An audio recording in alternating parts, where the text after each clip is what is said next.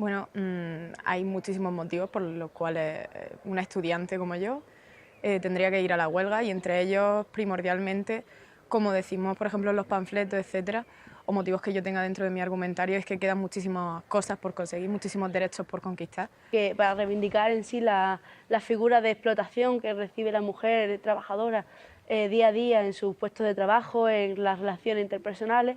Las reformas laborales, etcétera, que nos afectan doblemente por ser mujer. Para defender nuestros derechos y nuestras condiciones de trabajo y estudio. Bueno, el aula no es un sitio limpio de machismo, evidentemente. Entonces es algo bastante obvio que sufrimos el machismo y sufrimos misoginia dentro de la aula, ya sea por parte de compañeros que verdaderamente no son conscientes de sus actos, como ya a nivel a lo mejor más grande, como pues por ejemplo casos de profesores que se han dado acoso sexual, etc. Tenemos que hacer un llamamiento a que todas las mujeres participen social y políticamente. Nos sobran bastantes motivos por parar este 8 de marzo. Y entonces es por ello que, como me posiciono en contra de esa opresión, el día 8 de marzo salgo a la calle y realizo la huelga general convocada.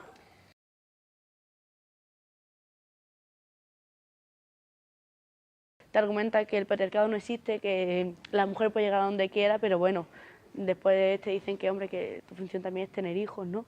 Y que estudiar está bien y que hay que formarse, pero que tienes que saber cuál es tu sitio en el mundo. Creo que siempre se nos ha dicho que somos capaces de menos o que quizás deberíamos hacer carreras que sean más humanísticas, menos científicas, porque en teoría no valemos para eso. Siempre se nos ha dicho que somos más artísticas y que no valemos para trabajos duros, como podría ser la judicatura o una ingeniería o la mecánica.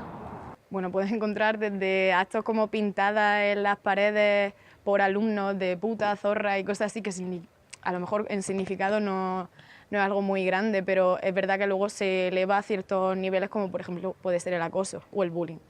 Compañeros que infravaloran tu posición argumentando que bueno, eres mujer. Muchas veces cuando estás bromeando o salen ciertos comentarios que pueden ser machistas, puede ser reflejo de la sociedad patriarcal en la que vivimos, incluso decirlas tú misma, ¿no? Pero es algo que evidentemente se tiene que corregir y se corrige desde una pedagogía amistosa. Intentar acercar el feminismo de una manera que no sea muy técnica ni que sea, porque evidentemente estamos hablando de lugares como los institutos, los colegios, en los que no puedes emplear. Si llevas un discurso más elevado que tú el resto de tus compañeros, tienes que ser consecuente con lo que estás diciendo, ¿no? La cuestión concreta lo podemos ver cuando llegan profesores y usan su posición de poder para intimidarte en un despacho, por ejemplo, a la insinuación, ¿no? O al tonteo forzado y en el cual tú no te ves con posibilidad de responder, ¿no? Porque estamos hablando de que es tu profesor y te va a poner la nota al final de cuentas. Y tenemos que hacer un esfuerzo por conseguir estar al mismo nivel de derecho y conseguir las mismas oportunidades que merecemos, no solo por ser mujer, sino ya por ser persona.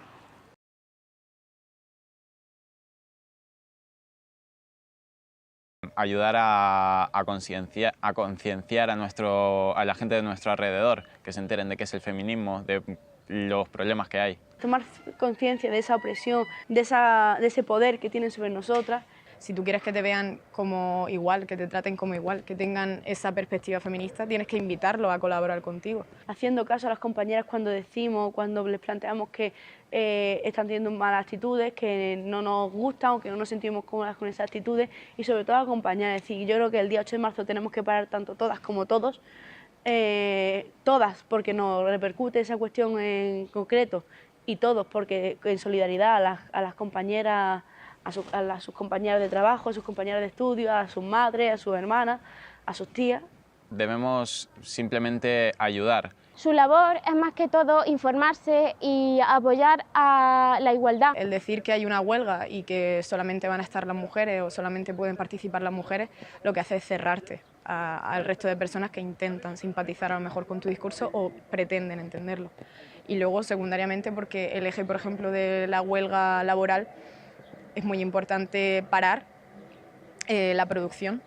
Y si no metemos a los hombres, nos quedamos con ese 50%, con la mitad del trabajo que se está haciendo. Una participación que no se vea reflejada en la calle no sería del todo efectiva. No vale de nada plantear una igualdad cuando no estamos todos en las calles.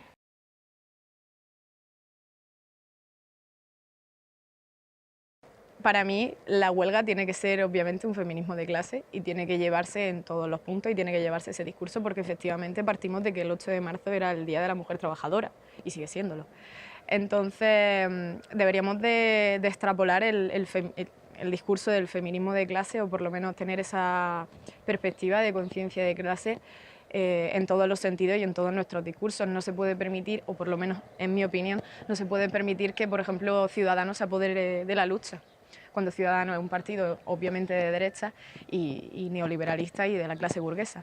Entonces debemos evitar que esos espacios que estamos creando para nosotras mismas y para reivindicar los derechos, que como he dicho antes, de la huelga laboral y de la reforma laboral son tan importantes, no podemos permitir que esos ciertos partidos, esa gente que digamos que nos oprimen, también no solamente a nosotras sino a nuestros compañeros, estén presentes en esa huelga, ¿no? Me parece que algo bastante lógico y que deberíamos de llevar ese discurso.